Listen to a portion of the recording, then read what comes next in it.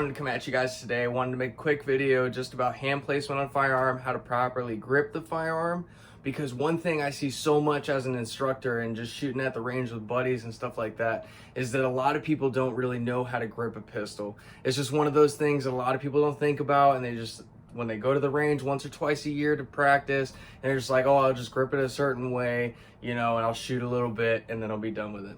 However, there's some things that you can do to really mitigate recoil so you can get back on target very quickly, and that means that you can engage that threat and neutralize it as fast as possible. And that's what we're here to talk about today.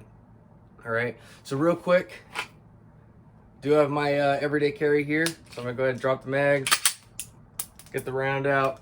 Okay, now we have a clear gun. All right, so one thing I see more often than not is a grip that's something like this. All right, when I see people gripping the pistol like this, I like to tell them, hey, you know what, you're gripping the pistol wrong. You just kind of have to move your support hand up.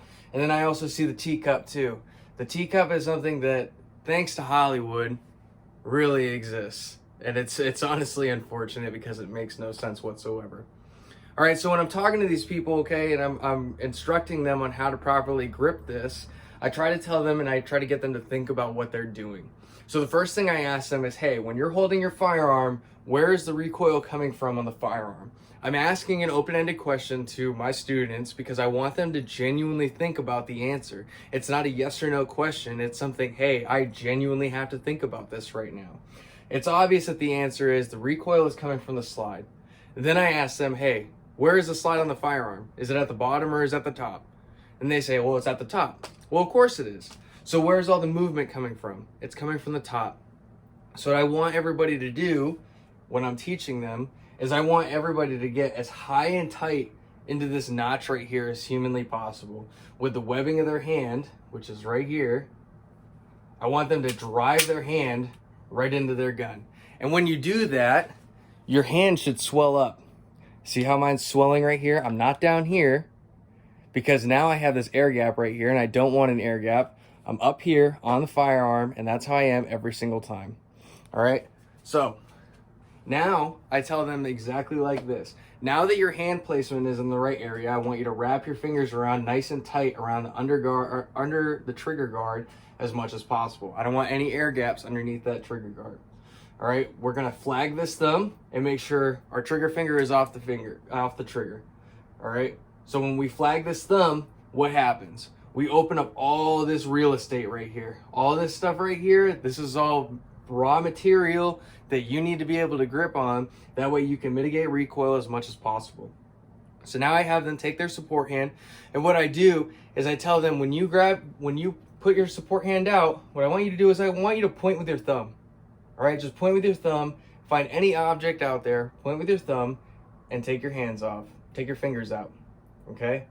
So now, all I want to do is I want to place all that real estate and put my palm right in there. So now all this meat that's in my hand is against all this real estate on the firearm. And I want to be really high on this. The slide is not going to bite you. No way is the slide going to hurt you. The worst thing that's possibly going to happen is you're going to cause a malfunction with a slide lock into the rear on the last round. And from there, you just adjust your grip accordingly. That way your slide doesn't no longer do that. All right, so point at something with your thumb, open up your hand, bring the firearm, meet it together, and then you grip down. Now when you grip down, all right, and you're wrapping your fingers around, your fingers just go right over the other ones. There's times where like, hey, you know, when you're drawing and stuff like that, you can really kind of get up in there, all right? So I like to just get right up in there. You know, I don't want to cover up the trigger, okay? So get up on in there. And now, this is kind of like the secret sauce I've come up with. Once you have the grip down and it's a good thumbs forward grip, the thumb is still facing forward. This is exactly what it looks like.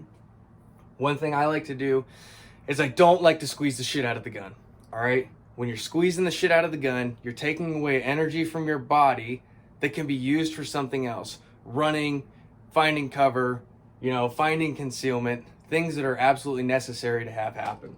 All right, so what I want to do is we have so much muscle and bone structure in our body that we can definitely mitigate a 9mm, a 380, a 45, a 40, whatever you're carrying.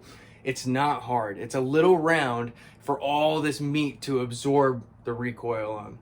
All right, so we're gonna use our bone structure to our advantage, okay? So when I'm out and I'm pressed out, okay, my arms are not locked, because if my arms are locked, now the recoil is going into my shoulders.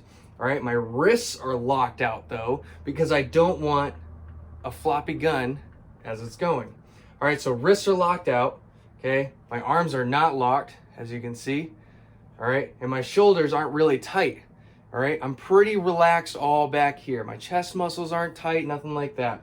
However, what I do, a lot of people shoot like this. I take my elbows and I press them outward. Now, what is that doing? It is reducing the amount of pressure on the lower side of the gun, but it is increasing rapidly the pressure that is at the top of the slide, the top of the frame. That way it reduces all that recoil and you can absorb it. So when I go like this, I can feel my hands gripping the living shit out of the slide up here. And it's literally no muscle function whatsoever. Yes, I'm gripping the pistol. I want to have a really good positive grip on the pistol. I don't want it to go anywhere, but I'm not grabbing it so hard that my firearm is shaking. I don't want that. I have a good positive grip. I'm not gripping the shit out of it. I don't want it to go anywhere. And I just elbows out and I'm good to go. All right. That's how you mitigate recoil. You want to get as up high on the slide as you possibly can. All right. You want to be able to grip it the right way. This is just the way I grip it. This is what I've found over the years that really works for me. This might not work for you. There's a million ways to skin a cat. It's like room clearing, gripping a firearm, shooting an AR. There's a million ways to do it. There is no correct way. But this is what I found works for me. It works for the people I've trained. It works for the buddies that I've showed. So I want you guys to try it. All right, so go ahead. Just remember, thumbs forward grip, elbows out, and you'll feel it happen too.